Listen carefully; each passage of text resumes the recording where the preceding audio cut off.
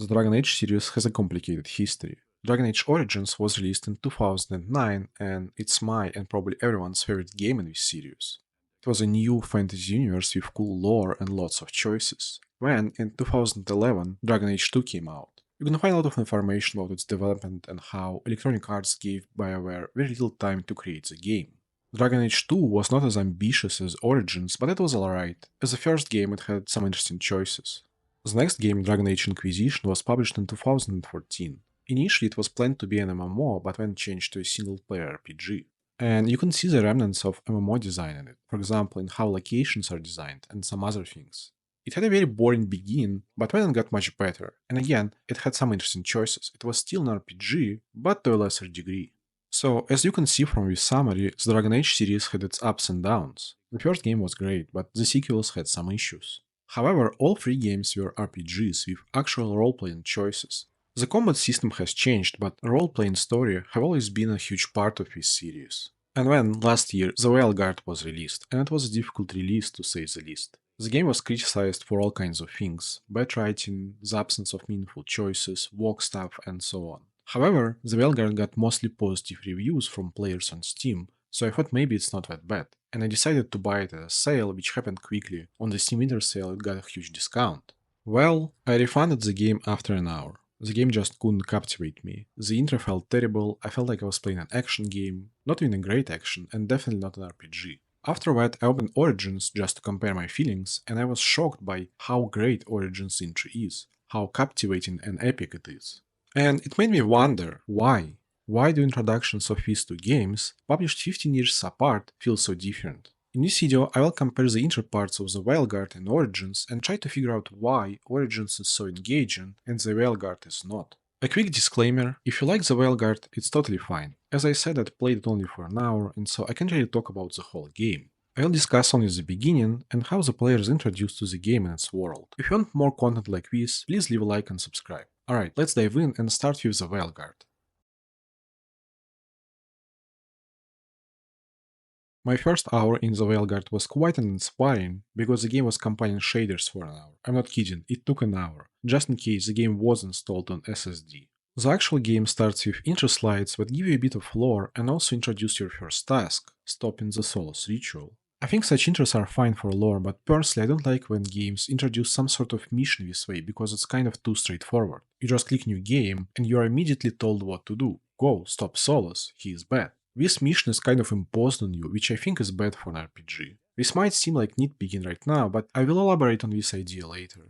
After the intro slides, you create your character and pick a class. You also pick a faction, basically who you were before the game's beginning. Different factions give various bonuses, and that's great. The issue is that this choice doesn't seem to impact the narrative a lot, at least in the beginning. There are a couple of references to your past in the dialogues, just a couple of sentences, but essentially the intro is always the same.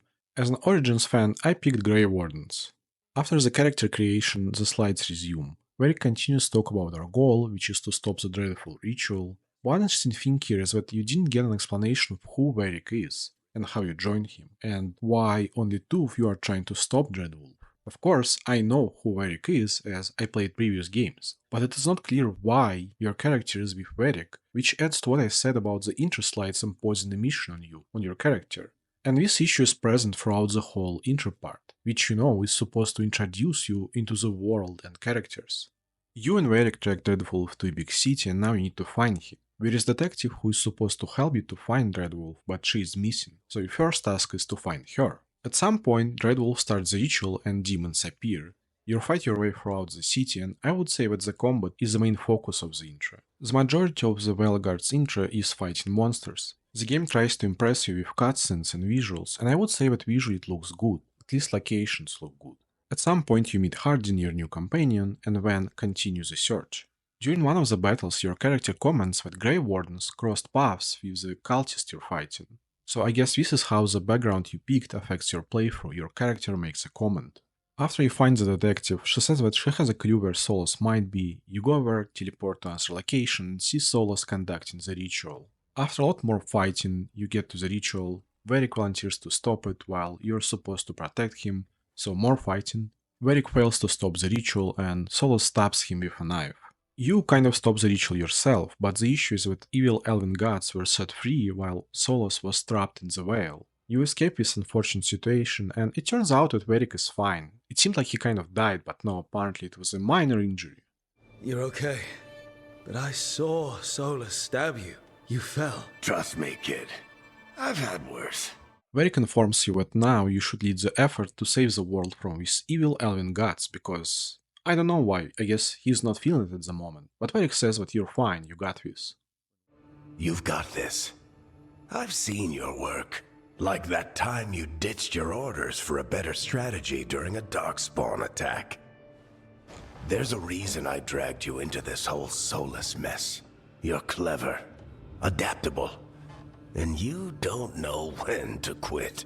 This was the moment when I decided to drop the game. This moment feels so terrible for an RPG. Varric is basically imposing a certain background and personality on you. He talks about an event, ditching an order for a better strategy, and you, the player, didn't really do it. You didn't even see it. The same goes for what he says about you. You are clever, adaptable. Why? Who decided that? Who decided that I am this person? The developers, not me. The game does a terrible job of creating a meaningful character origin.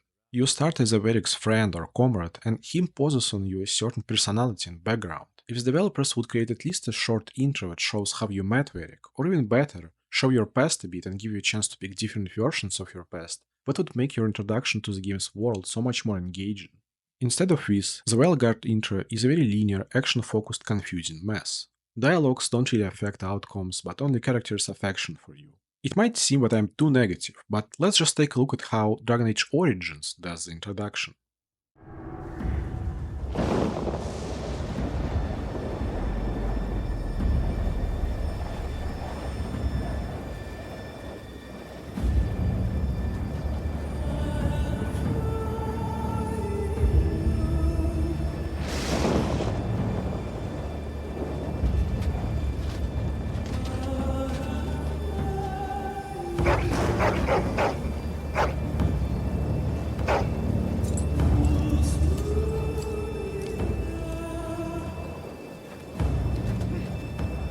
Origins also starts with intro slides, but unlike the Veilguard, it does not tell you your mission right away. Instead, it presents a bit of lore and a general problem, the return of Darkspawn.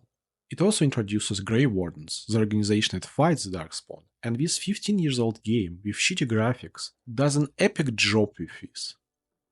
The Grey Wardens came. Men and women from every race, warriors and mages, barbarians and kings. The Grey Wardens sacrificed everything to stem the tide of darkness, and prevailed.